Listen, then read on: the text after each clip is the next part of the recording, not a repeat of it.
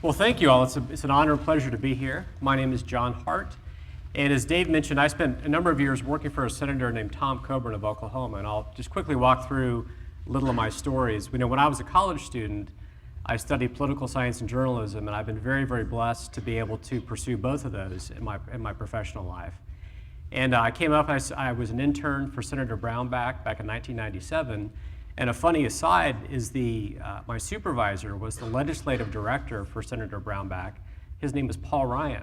So Paul Ryan, of course, later went on to run for Congress and become the vice presidential candidate. So we were staffers back in the day, back in the late 90s. And I worked for Coburn starting in 1997 after that internship. And it was a very tumultuous time in Washington. The impeachment was going on. There were coup attempts. There was upheaval with the Republican Party. And so after Coburn left, he term limited himself voluntarily. And we wrote a book together called Breach of Trust, How Washington Turns Outsiders into Insiders. And Dave has very, very graciously brought a copy from the library.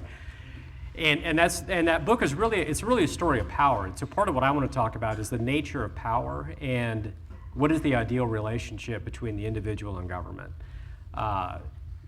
So after Coburn, I worked for Steve Largent, a congressman from Oklahoma, and then Jim DeMint, who later became the president of the Heritage Foundation. And the two major think tanks in Washington on the conservative side are the Heritage Foundation and the American Enterprise Institute.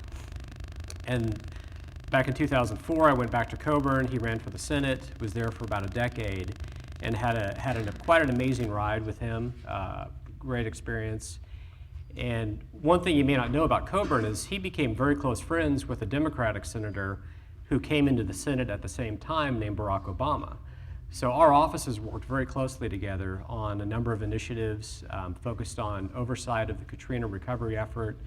We helped push forward a landmark transparency bill called the Federal Financial Accountability and Transparency Act, which we call the Google Your Government bill. So we put all federal spending online, and that's created a whole cottage industry of watchdog groups. And Coburn is retiring, so I recently left, and I'm now working for a media group, a website called Opportunity Lives. And the mission of our site is to advance this discussion about what works. And I like to describe ourselves as the home of results conservatism. So we're trying to elevate Republican conservative solutions and address head-on a lot of the questions that you all have wrestled with. And so that's what I'll be sharing today. And as Dave mentioned, Max Finberg, and grew up in a small town of about 600 folks in rural upstate New York, and then went on, graduated from Tufts University, which is where Dave's wife went, as well as my wife, which was pretty cool. And from there, as a student, came down to Washington, D.C. because of my interest in faith and politics, and got to meet this congressman Dave mentioned and we both worked with, who cared about hungry people, who was a member of Congress, and whose faith was strong and intact. And I said, that's a great role model. I'd like to work with him. So I wrote him a letter asking for an internship. Never got a response because I wasn't from Dayton, Ohio. So I moved down to DC and started stalking him until he gave me a job.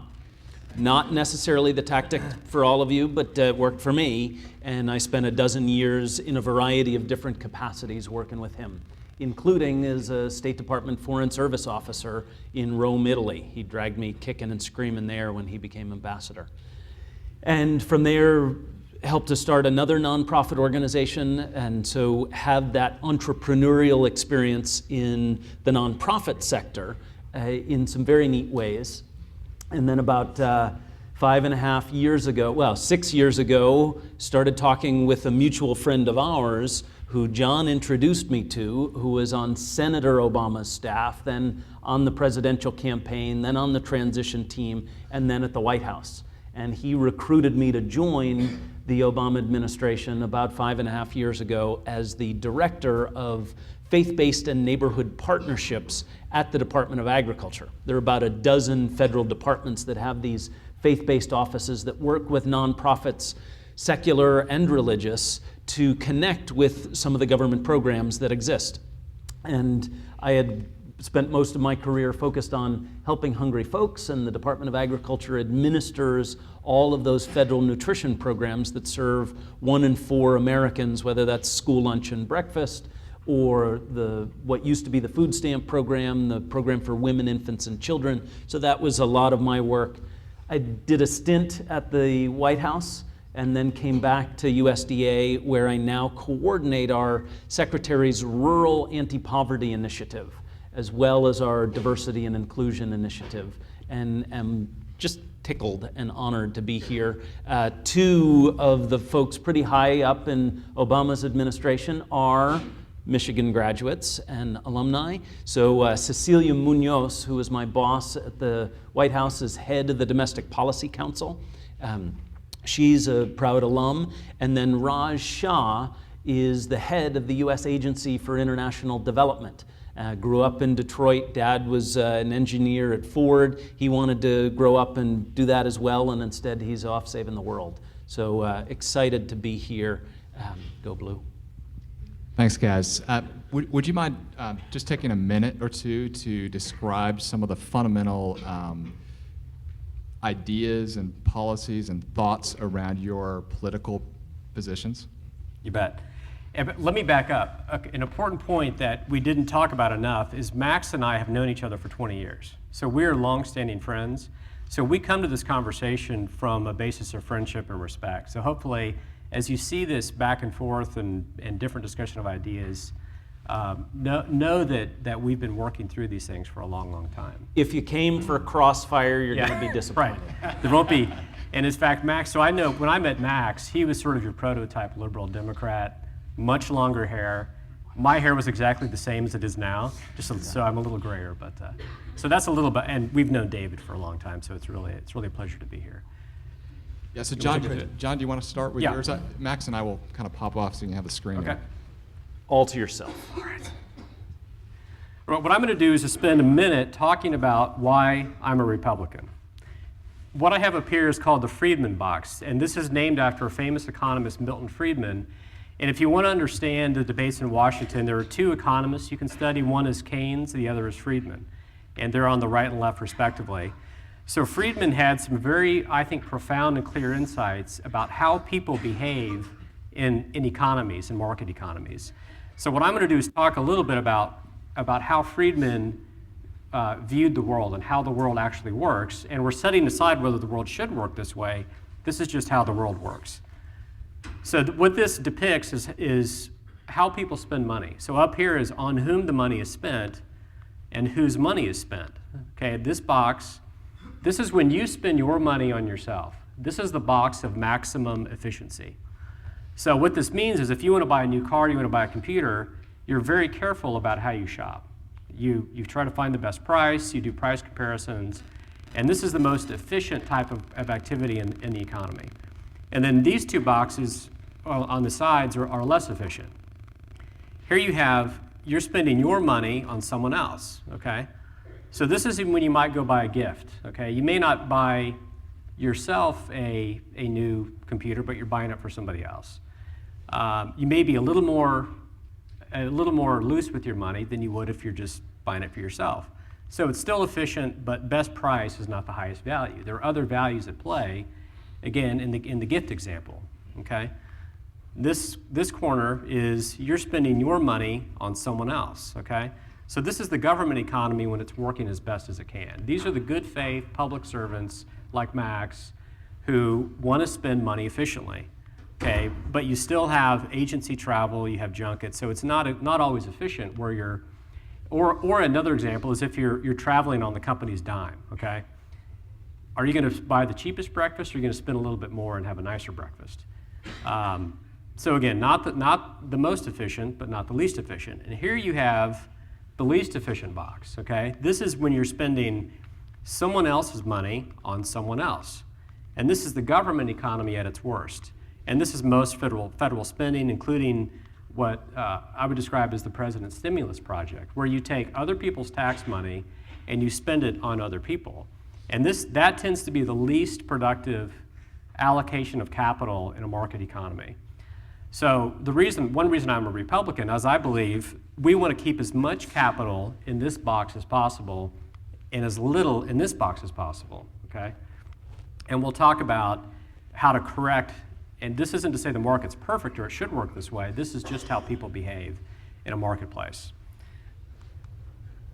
So here's some quick examples. Education. Per pupil spending at the K through 12 level has doubled since 1970, but outcomes have not improved dramatically. College tuition has increased 50% the past 10 years, while the entrepreneurship rate has declined among younger folks.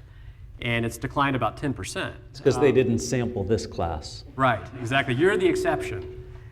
And then finally, $22 trillion spent on the war on poverty, but only a 1% decline in the child poverty rate. So again, and the reason that hasn't been effective is that you've been spending someone else's money on someone else, okay? So when I was with Coburn, we developed this axiom. The best way to make something expensive is for government to make it, quote, affordable. So in other words, when you have politicians all the time talk about affordable housing, affordable education, affordable healthcare, when what they really are proposing are government programs to allocate resource. And because the government spends someone else's money on someone else, it tends to be very inefficient. And in the process of making it, quote, affordable, you make it expensive. So a great example, again, is college tuition. There have been program after program of making college more affordable, yet student loan debt continues to increase while the rate of new job creation and entrepreneurship declines. So why I'm a Republican? Limiting government liberates people and allows them to innovate and flourish. So there's a connection that Republicans don't always state clearly, is that we don't just want to limit government for the sake of a bottom line numbers game. So we believe that there's a connection between liberty and the size and scope of government, and that the more you shrink the size of the federal pie, you create space for people like you all to innovate and create jobs, again, because we want to move money into that top left box. And John Adams talked a lot about why we need to limit the size of government. So power always believes it's right and thinks it has a great soul. And it believes it's doing God service when it's really violating his laws. Power must never be trusted without a check.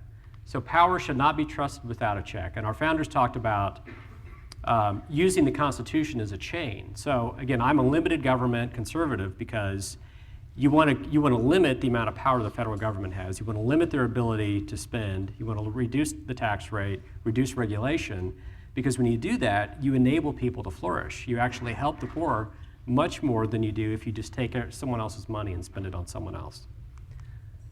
So here's an example. This is on our site called Opportunity Lives. We did a little comparison of growth rates between the Reagan years, the first 6 years of Reagan, the first 6 years of Obama. So we're trying to advance this discussion of what works. What's the most effective view of government?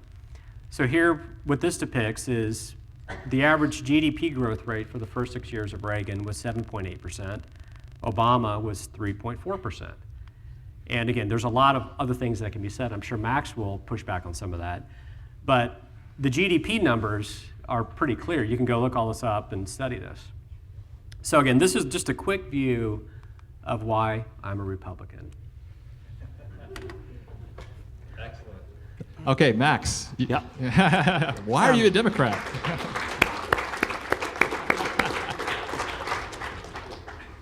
Let me tell you a story about Dr. Jose Cholula.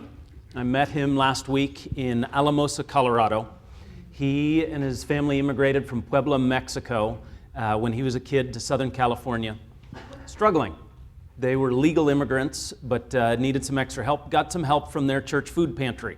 I happen to know the pastor and the guy who ran that pantry from back in the day, and they got a little help from the United States government providing that charitable response. He was a runner, did a great job, got a scholarship to go to school because he was that good of a marathon runner, long distance runner. 2 hours, 25 minutes. Pretty darn good because that was the winning time of the New York Marathon just a couple weeks ago. His running coach also did a summer program at Adams State University, the only Hispanic-serving institution in Colorado, in one of the poorest places in Colorado. So he did his master's there. Ended up going on for a PhD in education and psychology, married his college sweetheart, started their family, $100,000 of student loans. He wouldn't have been able to afford a mortgage on a home. So he came to a nonprofit housing development organization that does affordability stuff, and a model much like Habitat for Humanity. Back in 1949, the Housing Act then created a self-help housing program in the United States government, in the Department of Agriculture, because we do more than just help farmers. We also have a rural development portion. And so Jose helped to build his own house, put in the sweat equity. He helped to build his 6 neighbors' houses as they helped to build his. He joined the United States Public Health Service, part of the uniformed services, to serve in this underserved rural area. So he's providing mental and behavioral health services in exchange for loan forgiveness. He's in his house that he wouldn't have been able to afford, wouldn't be able to get a mortgage from the market because he had too much debt. So last week when I had lunch with him, his 1-year-old daughter, Annabella, had taken her first step in their house that he helped build with his younger brother, who came and lived with them for a few months from California and is applying to go to college, and he's writing his essay on the lessons he learned helping to build those houses through a government program. Now, John showed you some pretty wonderful boxes. I'm not so interested in putting you all in those boxes, but rather talking about some of the opportunities that are created for everybody when we collectively get together and say this is a priority for our country. So you probably read in history lessons when they used to have fires in cities, they used to call out the bucket brigades, right? Everybody would get in line, pass the bucket, try and put out the fire. It was great. Everybody pulled together and they're contributing their own time. The problem is, cities burned. San Francisco, Chicago. Then they said, let's pool our money together to create fire departments. So some of your taxpayer dollars and mine go to professional firefighters that put out fires. And now, whole cities don't burn. So, one of the reasons I'm a Democrat is because growing up in a small town, it was clear to me that I couldn't do what I wanted to do all by myself. And that became larger the more I understood about what was out there. So just a quick show of hands, how many of you get some form of federal student aid? Loan, grants, like me, a Pell Grant? Yeah. So John's right. The cost of tuition, the fact that this is a state institution has gone sky high. Dr. Cholula has $100,000 in student debt from 3 different degrees. I hope and pray you don't get out with that much, but that's a big deal. And so there are ways of addressing that. But it was clear to me that especially to reach the most vulnerable, those who've been historically underserved, those who've been discriminated and oppressed by the actual functions of government and from our founding fathers on, needed a way for us as a community, government of, by, and for the people, to respond to some of those needs. So I'm excited to get into it, and we'll start with a rebuttal, surprise, surprise, with Reagan versus Obama. So I was preparing a little for this, so I went to that ultra-liberal progressive source that I, of course, would go to, Forbes magazine. Forbes magazine looked at something else besides gross domestic product, averaged out over 6 or 8 years, depending on the term. So I want to look at 3 measures of the Reagan versus Obama presidencies. So this is the dude who's highest in prognosticating the environment, quoted by Forbes. So here is the unemployment that peaked much higher under Reagan and is down lower under Obama quicker. And just this month, it dipped down even lower to 5.8%, which is years ahead of where Reagan was able to accomplish. So scrolling down, if we could, we got two others that I'll do as well. So this is, so 55 months of private sector job growth in a row, 9 months of 200,000 or more jobs created, all of that unemployment, job creation, better under Obama than under Reagan. And last one, so this is, if you had $1,000 to invest at the beginning of Reagan's term, he did a fabulous job. 190% return. That was historic back then. That was under his 8 years. But if you had started with $1,000 in January 2009 in the midst of the Great Recession, when everything was tanking, and put it in at the beginning of the Obama administration, he's delivered 220% just over the first 5.5 years. What did the Dow end up yesterday? 17,100 and change? Yeah. I remember when it was a big deal that it crested 10,000. So John did a great job crunching some numbers. They're the wrong numbers. All right, that's good. Good. Come on. Let's sit down and talk about this. So you both are talking about presidencies. You're comparing Reagan and Obama here, but I'd like to hear from you first, John.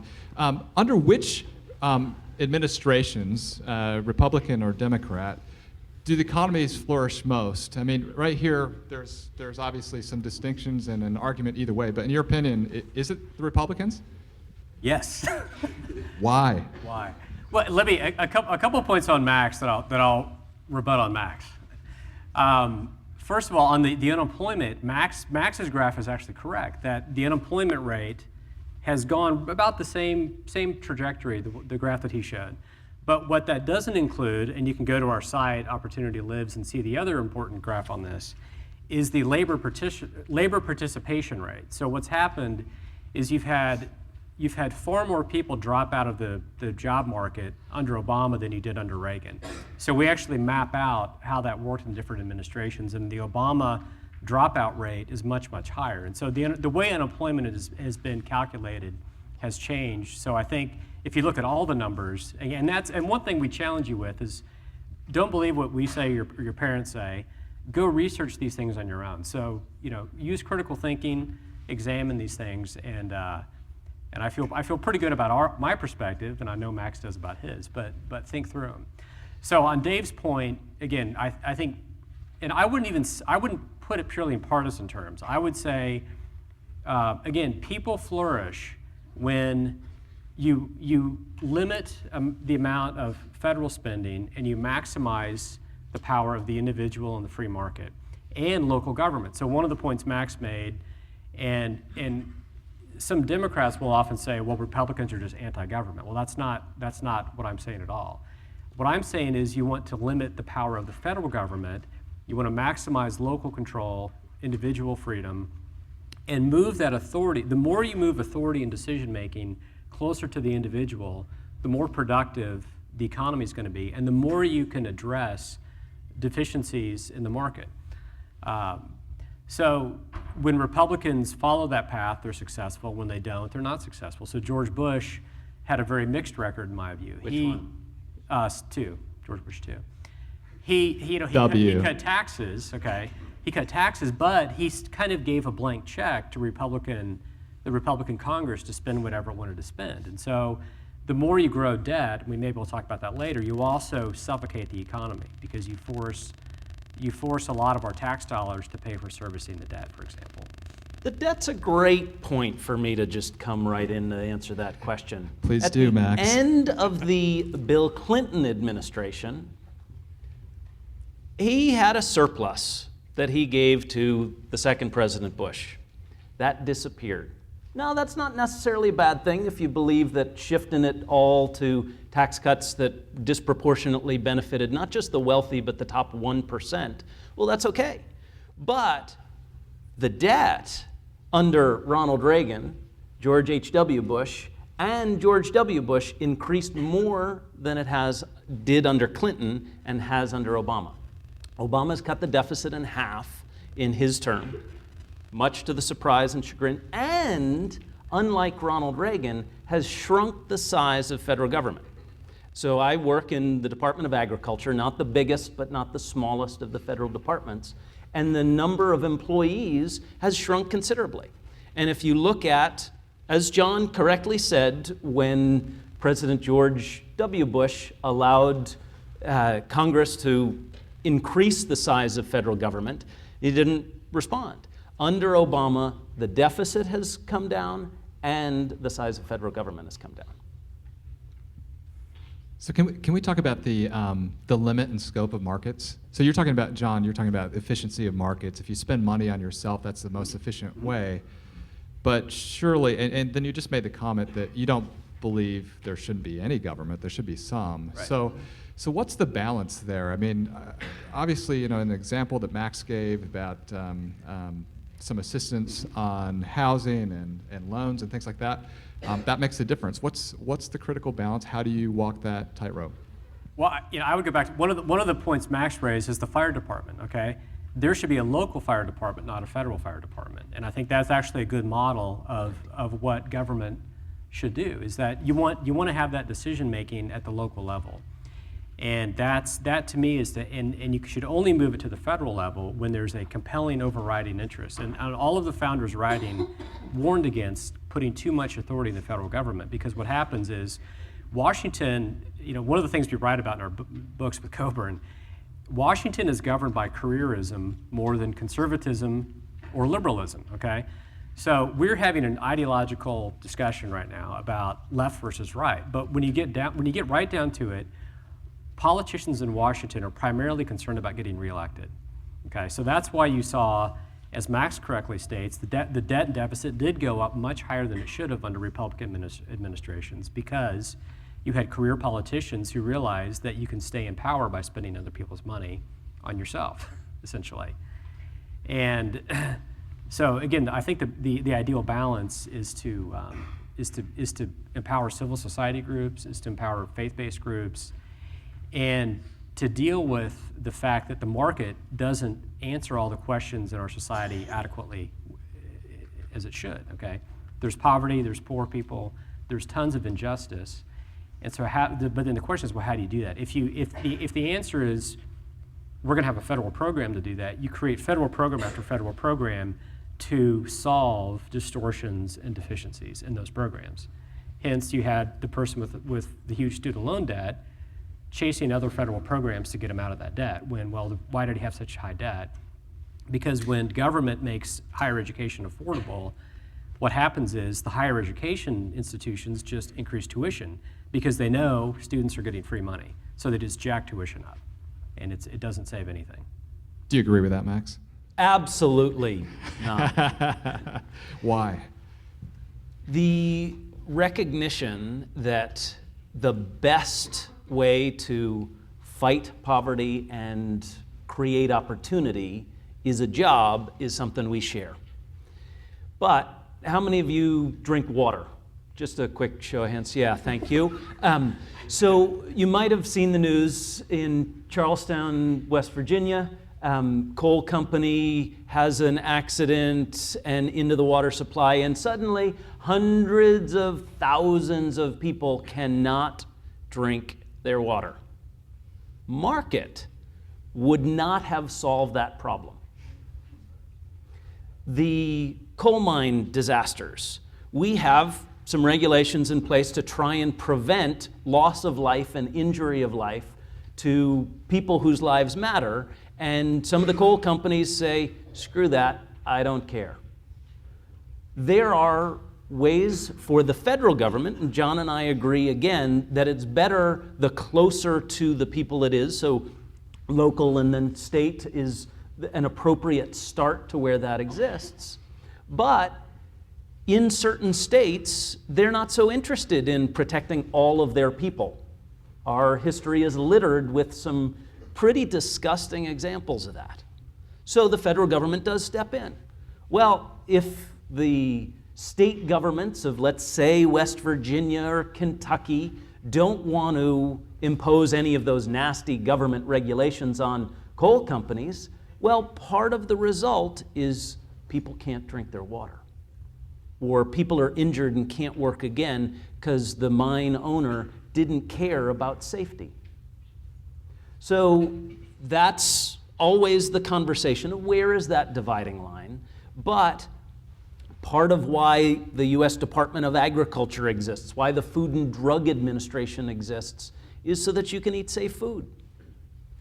Both John and I agree that we want to provide our kids with food and drink that doesn't make them sick and die. It's not a bad function for government to have. Okay. So Washington, as one of your books states, has sort of a record of not getting along. Let's just put it that way. It's called partisanship in political terms. And it just seems of late it's been particularly bad. Could you quickly comment, before we open this up to questions from the floor, could you quickly comment on what you think the solution to partisanship is and how to get stuff done in Washington? Well, I mean, the solution to partisanship is leadership, and it really is, frankly, it's up to you all. It's up to the American people to elect leaders who are not primarily interested in their own re-election campaigns. So that requires an informed, engaged, enlightened citizenry, and it requires every person in the country to take that responsibility seriously. And and I think the other thing that works is relationship, okay? So when you go back and look at the past 20, 30 years, is the times when there's been a breakthrough on a policy level, it's because usually the president took initiative to reach out from the position of power and brought other people in. And a good example is President Reagan brought in House Speaker Tip O'Neill in the 1980s, and they did a landmark tax reform bill. Okay, and so tax reform doesn't just mean lowering tax rates, it means getting rid of tons of junk in the tax code that helps special interest groups, corporations, and get rid of that spending in the code and use it to lower rates for middle-class families, okay? So that's one example. And Bill Clinton, okay, for all of Bill Clinton's difficulties in his administration, and Newt Gingrich, talk about two polar opposites, they found a way to work together on welfare reform legislation. Okay, that was a landmark agreement. And this is so, like when you think about why do our soldiers serve overseas? You know, why did our World War II heroes step out of a landing craft into gunfire? They did it to give us the chance to have this conversation, to resolve our differences peacefully, and that's a responsibility that we take very, very seriously, and our bosses do. And the good news is there are a lot of people in Washington who think that way.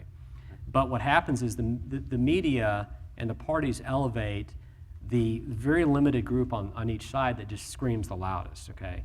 You know, we're not throwing chairs at each other up here.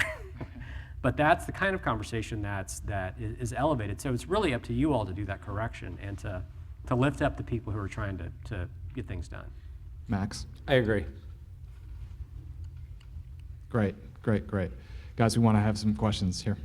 Yeah, I have a question about, in terms of alleviating poverty with jobs, not only in the U.S., but in other countries, like Matt thought about that. Great question.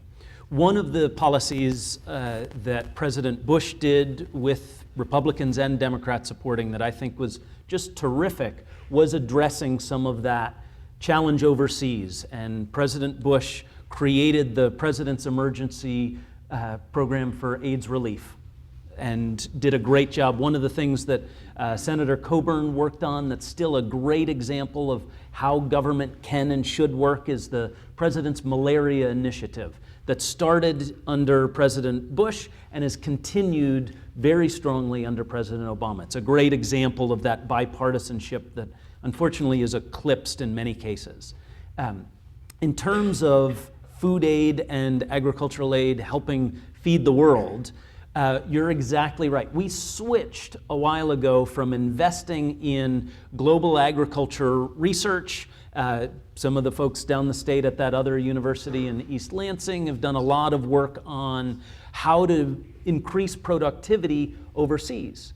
So the balance got out of whack when our policy on food aid shifted to be 100%, let's take US food and ship it overseas. That disrupted some of those markets. It was very much needed when there wasn't enough food in certain areas of the world. Most of that has been able to be addressed. So even if you think about Ethiopia or other parts of East Africa, there's enough food produced in the region that buying it locally could work, be cheaper, and help some of those local farmers. So that's actually one of the reasons why both under President Bush and under President Obama, there's been a shift to allow for more local and regional purchases of that food aid to not disrupt those local markets, to benefit the farmers, and to save lives. Yeah, and if I could jump on one, and I think Max, you would agree with this point, okay? When you really think about global poverty, and this is really focuses your thinking when you're dealing with these life and death questions, okay? So food aid is an essential part of that, is so people don't die of hunger. You've got to have food aid. But as you know, people like, I'll even refer to Bono, okay? Here's somebody who's a celebrity, but he's thought very deeply about poverty. And he's shifted to have more of a market-based approach.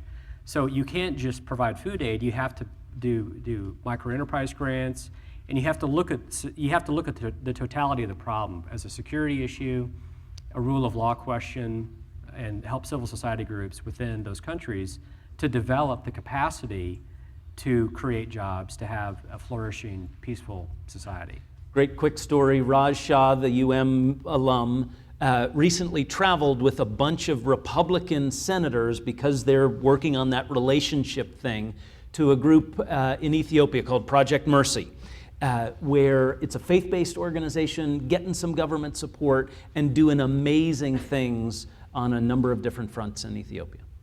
More questions? Sure. I'm curious.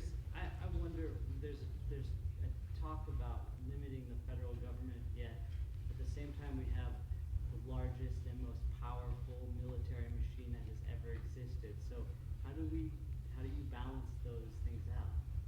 Like how can we say limited, but then we also are the most influential and powerful thing that has ever happened on the earth? Yeah. Well, I think and number one is that if you don't have a strong military, you end up paying a lot more for it than if you do. So part of the reason we have a robust military is to discourage global threats and to maintain global security. But I would agree with you, and I suspect you would find a lot of waste and inefficiency and absurd spending in the Department of Defense. So, Suspect? You've yes, researched it. I have. No, I'm saying the person asked Yeah. the question would. So Coburn, you know, we documented hundreds of billions of dollars of waste and stupidity in the Department of Defense. So there's a ton of largesse. So I would agree with that, and that we have this military-industrial complex that rewards. For example, what Congress does is they spread all the defense projects around the states of members who represent the committees that control the budget. And again, that's part of that careerism dysfunction of Congress problem. But the broader point is, I think the reason we want to have a strong military is that we live in a very dangerous world where you have people beheading aid workers because they don't accept their religion. So the cost of not having a strong military is much higher than the cost of having one. Question back here. My question is, before you said about better life and not working for minimum wage. Well, I would agree with that. I think you want to have the broadest group of people possible, and that it shouldn't just be the wealthy people. And this is what I'm getting at, is that you create a perverse incentive when the government, when politicians say we're going to make college affordable, because really what you're doing is you're only making it affordable for the very wealthy families who can bypass the student loan regime. And there's not an easy answer to that. But so I'm not anti all federal aid. I think you can have a more robust scholarship programs. You can and shift more of that to local communities, and corporations, frankly, need to step up and do a lot more of that on their own, and either supplant or replace the federal government's role, because it's in their interest, okay, to have Walmart, Apple, to have an educated You're in population. Ford, GM, Chrysler territory. Yeah, Ford, GM, Chrysler, et cetera. So no, I would agree with that. It absolutely should not just be the wealthy families. And look, and I benefited from that. My wife is much more educated than I am. She went to MIT and Columbia Law School, but I'm 41 and we're still paying her student loan debt. So it's a personal issue, and it's an issue for a lot of people in the country. Okay, we got time for a couple more. So I guess I'll preface this by saying, Well, my former boss was on the Senate Intelligence Committee, and He's smart. He's a smart man, very smart man. A couple of comments. One is I would say that there's government is so disorganized and inefficient that even if somebody wanted to misuse that data, they wouldn't even know how to do it. So that's I think a pretty fair characterization. That said, I agree that with more of a Rand Paul perspective, that we should be highly skeptical of giving government that much authority, and that you have to have very robust protections. But the fact is there are more protections in place than are even publicly known. And I can tell you from experience, a lot of the members who complain about that don't even know what they're talking about. In other words, they haven't even gone in and investigated how the decisions are made about what information can be shared between phone companies and the NSA and so forth. So it's an issue that's a little bit overhyped, I guess is what I'm saying. But it's a very legitimate concern that I think we always want to err on the side of privacy and not trusting government. Because even though it's inefficient, there are always bad actors who will try to do something inappropriate. Okay, got time for another one.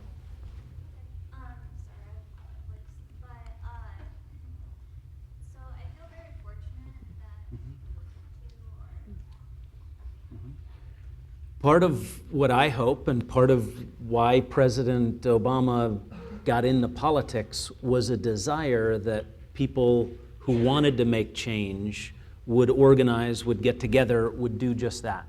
So coming out of law school for him was taking a job on the south side of Chicago to work with folks, in this case unemployed steelworkers, to organize.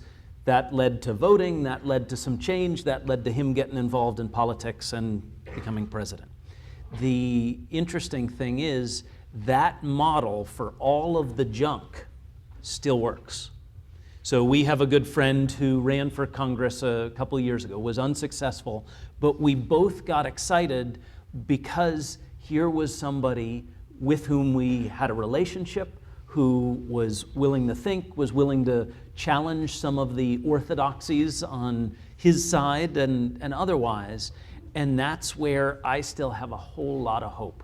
And it's in building a relationship that happens. Okay, I want to give John a chance to respond quickly. I know we're close to the end of time, but John, do you have a response to that? Hold Good question. on. I would just say quickly, yeah, Max is right, but on your question, don't underestimate what you can do just as an informed citizen. Because I can tell you that when a person emails a member of Congress and it's an original thought, the whole office gathers and responds to it. So it makes a difference. So don't shortchange what you can do. We have a friend who was fired because he didn't do a good job responding to constituent letters and emails.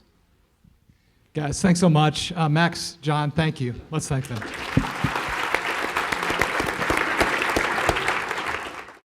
So another project that I did was also like teaching people how to maintain and fix water pumps.